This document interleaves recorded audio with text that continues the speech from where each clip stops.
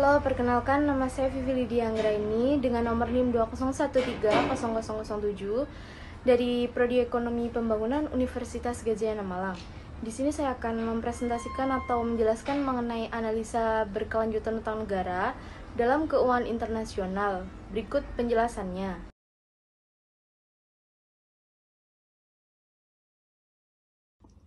Pengertian analisa berkelanjutan utang negara dalam keuangan internasional adalah proses evaluasi dan pemantauan terhadap utang yang dimiliki oleh suatu negara terhadap pihak luar seperti lembaga keuangan internasional. Tujuannya yaitu untuk menilai kelayakan keuangan negara dalam mengelola utangnya serta memastikan bahwa negara tersebut mampu membayar utangnya secara berkelanjutan. Dalam analisis ini dapat membantu negara-negara dalam mengelola utang mereka secara berkelanjutan melalui beberapa cara. Yang pertama dengan mengevaluasi kebijakan fiskal negara, serta membantu mengidentifikasi apakah negara tersebut memiliki kebijakan yang sesuai untuk mengelola utang dan memastikan keseimbangan antara pengeluaran pemerintah, pendapatan, dan struktur pajak. Selanjutnya, analisis berkelanjutan utang negara dalam keuangan internasional membantu dalam menganalisis neraca pembayaran negara dengan memperhatikan transaksi ekspor, impor, arus modal, dan arus pendapatan negara.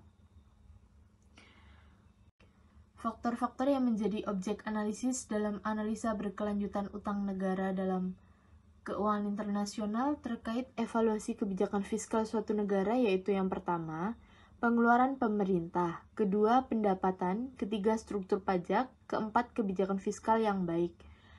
Berikut ini saya akan menjelaskan satu persatu yang terkait evaluasi kebijakan fiskal suatu negara. Yang pertama, pengeluaran pemerintah. Evaluasi terhadap pengeluaran pemerintah ini sangat penting dalam analisa berkelanjutan utang negara dalam keuangan internasional. Hal ini mencakup penilaian terhadap besaran anggaran belanja publik termasuk alokasi dana untuk sektor-sektor kunci seperti infrastruktur, pendidikan, kesehatan, dan pertahanan. Pengeluaran yang tidak efisien atau tidak sesuai dengan prioritas pembangunan dapat mempengaruhi kemampuan pemerintah membayar utangnya. Yang kedua yaitu pendapatan. Penilaian terhadap pendapatan merupakan faktor penting dalam menganalisis keberlanjutan utang negara. Evaluasi ini dilakukan pada sumber-sumber pendapatan pemerintah seperti pajak, royalti dari sektor energi atau industri ekspor lainnya, serta potensi perubahan pendapatan di masa depan. Ketiga yaitu struktur pajak. Struktur pajak juga menjadi fokus utama dalam analisis keberlanjutan utang negara.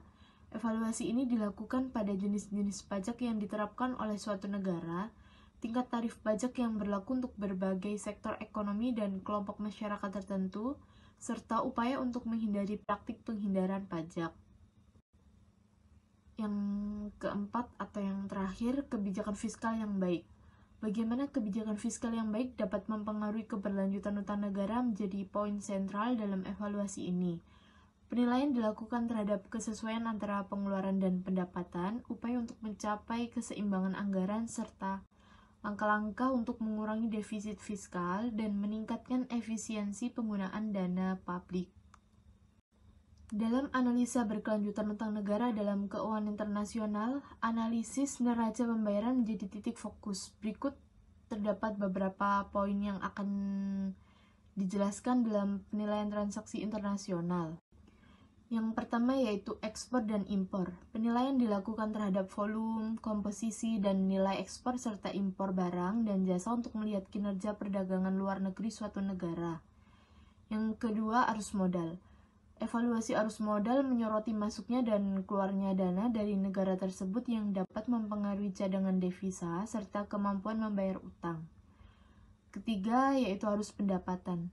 Arus pendapatan ini mencakup penghasilan dari faktor produksi seperti tenaga kerja maupun kepemilikan aset di luar negeri seperti bunga obligasi atau dividen saham oleh warga negara atau perusahaan domestik.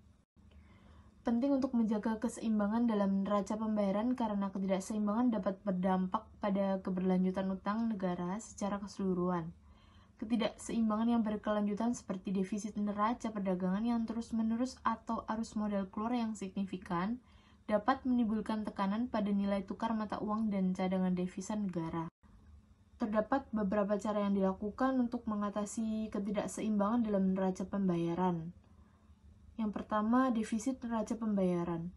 Jika defisitnya terlalu besar karena impor lebih banyak daripada ekspor, maka negara harus mencari sumber dana tambahan untuk mengatasi defisit itu.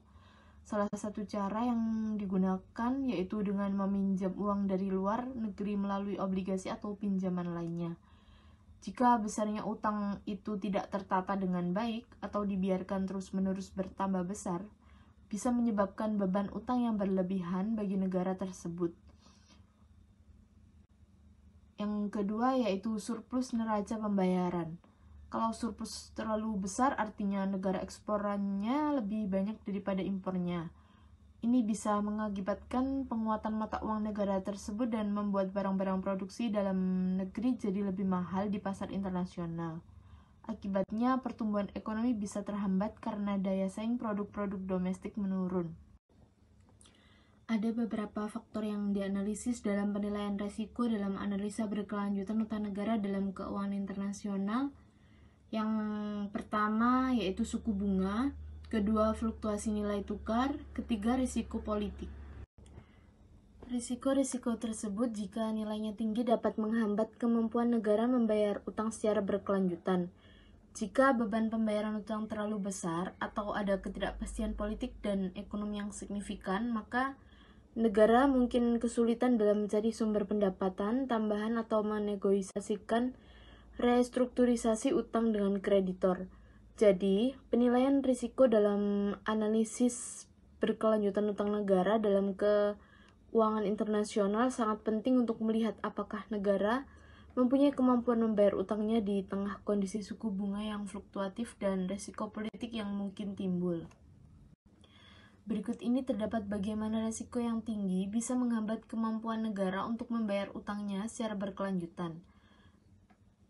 Yang pertama yaitu beban pembayaran. Risiko yang tinggi seperti suku bunga yang naik tajam atau fluktuasi nilai tukar yang besar bisa meningkatkan beban pembayaran utang negara. Kedua, keterbatasan pendapatan. Jika risiko ekonomi atau politik tinggi, ini bisa mengganggu pertumbuhan ekonomi dan pendapatan negara. Ketiga, kreditor enggan memberikan pinjaman. Jika risiko politik atau ketidakpastian ekonomi tinggi, para kreditor mungkin juga akan jadi ragu-ragu untuk memberikan pinjaman baru kepada negara tersebut karena mereka takut tidak akan dibayar kembali dengan lancar. Yang keempat, restrukturisasi utang. Jika risiko yang tinggi berlanjut dalam jangka waktu lama, negara mungkin harus melakukan restrukturisasi utang dengan para kreditor untuk mengatasi kesulitan keuangan. Demikian presentasi yang dapat saya sampaikan. Apabila ada salah kata dan ucapan, saya mohon maaf. Saya akhiri. Wassalamualaikum warahmatullahi wabarakatuh.